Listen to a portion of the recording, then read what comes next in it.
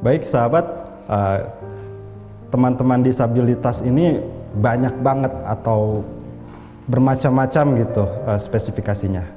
Atau saya lebih suka menyebut mereka dengan kata-kata difabel.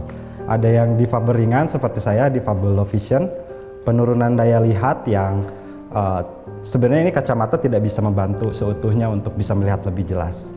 Lalu ada yang disabilitas sedang mungkin ya Kang Oges ya.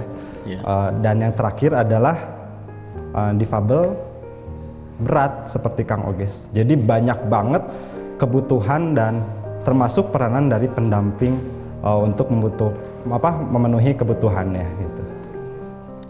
Baik Kang Oges, jadi Kang Oges tuh membutuhkan pendamping ya di setiap harinya. Betul. Saya pura-pura nggak tahu lagi nih. Betul Kang Anggi, jadi gini, kalau disabilitas berat atau difabel berat, kalau boleh didefinisikan secara SPICE gitu ya.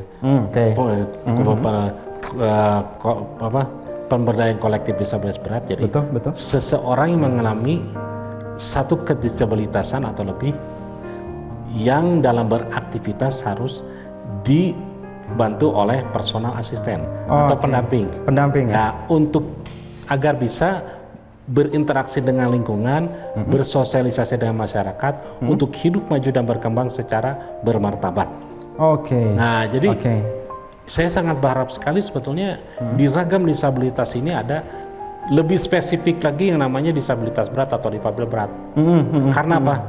Jarang sekali diangkat yang namanya difabel berat. Betul. Padahal mobilitas pada tubuh disabilitas berat itu sangat kecil. Jangankan untuk beraktivitas di luar rumah, di dalam rumah pun harus dibantu oleh personal asisten atau pendamping. Seperti saya.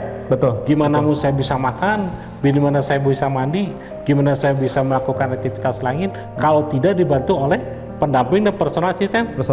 Nah, misalkan nih, maaf nih, kalau difabilitas ringan atau biasa, yang amputi atau misalkan paraplegia yang lumpuh ya, karena kakinya atau tangannya, mereka bila tidak bisa menggerakkan badannya atau melewati sesuatu rintangan, mereka masih bisa ngesot, masih bisa jalan, masih bisa ibaratnya apa ya, dengan kebutuhan mereka lah. Tapi kalau disabilitas berat, kalau udah tidur ya tidur aja. Jadi mereka sulit untuk melakukan hal apapun. Betul. Nah, itu yang seharusnya diangkat, mulai disosialisasikan lagi yang namanya difabel atau disabilitas berat. Karena kalau tidak ada personal asisten pendamping, waduh, kasihan sekali kami. Jujur ya, stigma yang sering timbul dari masyarakat umum pada difabel berat adalah mereka tidak berdaya, mereka hanya menunggu mati tak berdaya, mereka hanya bisa dikasihani. Padahal di dalam potensi mereka masih banyak potensi-potensi yang bisa mengeluarkan karya yang luar biasa dengan cara yang tidak biasa. Kayak Kang Oges malah di luar batas kemampuan manusia. Maka ada teman saya namanya Budi Pramono ya, selebrasi. Itu kan padahal hambatan gerak, hambatan bicara. Nah, tapi bisa dapat beasiswa ke Australia. Nah, itu kan sangat luar biasa, itu di luar logika manusia. Jadi sahabat, Kang Budi Pramono ini salah satu pegiat difabel ya? Dia salah satu ketua organisasi yaitu SPICE. Ketua organisasi SPICE, organisasi penyandang disabilitas, penyandang disabilitas berat ya. Beliau bisa ke Australia. Nah, nanti kawan-kawan kita undang beliau ya. Siap. Jadi sahabat, selain beliau fokus di karya, Kang Oges ini beliau juga advokasi melalui YouTube channel. Termasuk terakhir sih aku lihat Instagramnya Kang Oges berbicara tentang kata cacat ya. Nah, walaupun memang gimana Kang Oges? Soalnya saya punya argumen juga. Kang Oges, saya masih sangat suka tertawa, kesal dan greget kalau misalkan ada kata cacat digunakan untuk istilah menyebutkan ke orang yang berkebutuhan khusus. Jadi gini, saya berpikir cacat itu untuk barang kan. Cacat untuk barang gagal, untuk barang reject gitu kan. Kalau dipikir lagi, apakah Allah menciptakan sesuatu atau menciptakan manusia ada yang cacat? Tidak.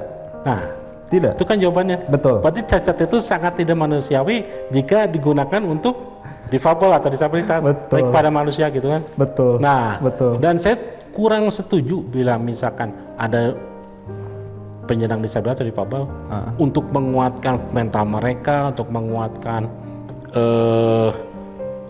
semangat mereka bahwa dia masih menyebut kata cacat. Tidak apa-apa, kita harus disebut cacat nggak apa-apa. Malah saya berpikiran jangan sampai di disabilitas sendiri masih menggunakan kata cacat. Nanti diikuti oleh masyarakat umum terus menggunakan kata cacat. Baik. Nah, padahal begini, sangat ironis sekali di dalam pemerintahan dan di dalam media pun masih sering menggunakan istilah cacat. Berarti penempatan kata cacat itu jangan sampai ditempatkan di media-media publik untuk manusia. Gitu ya? Iya, untuk difabel atau disabilitas. Nah, mungkin teman-teman kita mulai sekarang menghapus stigma itu. Nah ini, ya, betul. Stigma. Betul. Kalau misalkan cacat, pasti stigma dari pemikiran-pemikiran masyarakat, cacat nih, berarti anggota tubuh yang tidak lengkap. Betul. Sakit jiwa. Betul. Atau orang yang tidak sempurna. Betul. Tidak ada kan manusia diciptakan Allah yang tidak sempurna. Betul. Apapun makhluk ciptaan Allah adalah sempurna. Karena Allah Maha sempurna itu. Betul. Yang sering membuat saya merasa iba gitu kan. Malah pendamping saya pun bila ada kata masih menggunakan kata cacat, why? Cacat. Iya, itu betul. mau barang gitu. Saya nggak berani sih ngomong itu juga. Iya, saya nggak berani. Jujur kalau misalnya saya terlibat dalam diskusi dengan teman-teman, saya lebih suka disebut sebagai seorang difabel. Walaupun memang undang-undang nomor 8 tahun 2016 betul, ya menyebutkan di situ tertulis penyandang disabilitas ya nggak masalah. Kenapa? Soalnya negara ini butuh data, nggak masalah.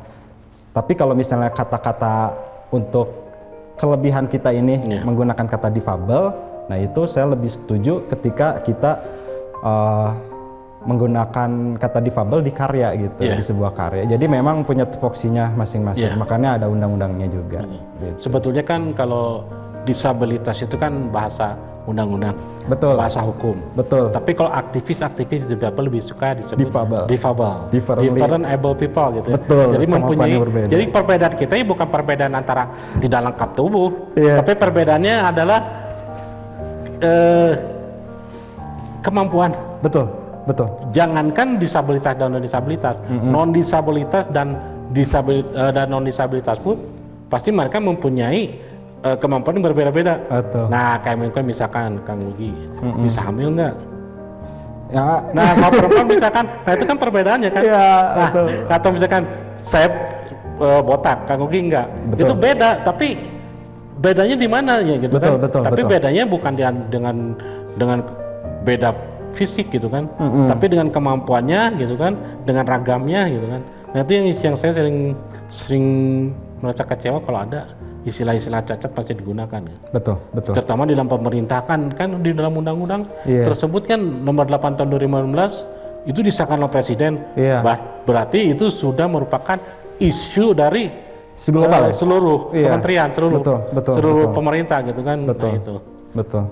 Ya, alhamdulillah kita kemarin sih saya alhamdulillah sangat bersyukur ketika DT Peduli sudah mulai sedikit demi sedikit mengganti kata disabilitas menjadi difabel. Betul. Termasuk kan membranding lagu yang judulnya Difabel Bisa Berkarya. Jadi memang alhamdulillah kita sudah mulai lebih awal. Ya, mudah-mudahan semua pihak gitu mendengar hal ini dan bisa jadi besar gitu kata difabel itu ya. Ya, dan saja saya berterima kasih kepada DT Peduli yang mempunyai program difabel, karena dari program-program seperti ini berarti sosialisasi insya Allah akan semakin luas kepada seluruh kalangan masyarakat. Masyarakat. Setidaknya lah untuk meninggalkan kata cacat dulu, gitu kan, dan juga meninggalkan stigma bahwa difabel itu tidak bisa apa-apa, tidak bisa berkarya, tidak bisa berdaya, tidak bisa berguna.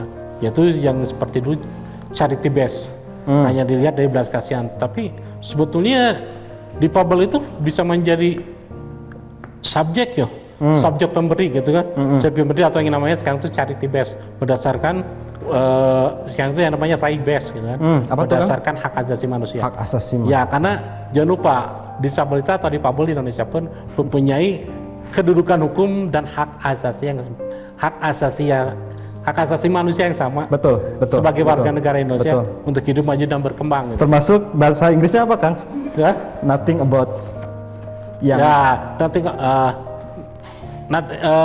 about us gitu. Oke. Tidak berbicara tentang difabel tanpa melibatkan difabelnya itu sendiri. Gitu kan. Itu harus. Jadi alhamdulillah gitu kan. Saya merasa bersyukur di DT Pedlu ini yang menjadi hostnya adalah difabel. Walaupun difabelnya antara ada dan tiada kata ya. Aku difabel. Kalau vision. Ya makanya jadi gini, setiap kali ada yang program difabel atau apapun itu harus melibatkan difabel itu sendiri. Karena difabel yang mengerti difabel gitu kan. Kalau misalkan tidak melibatkan sekali difabel ada masalah juga gitu. Baik. Sangat banyak banget makna atau pembelajaran yang saya dapatkan di sini, tapi mau ada yang lewat dulu nih Kang. Tetap di acara talk show Difabel Bisa Berkarya.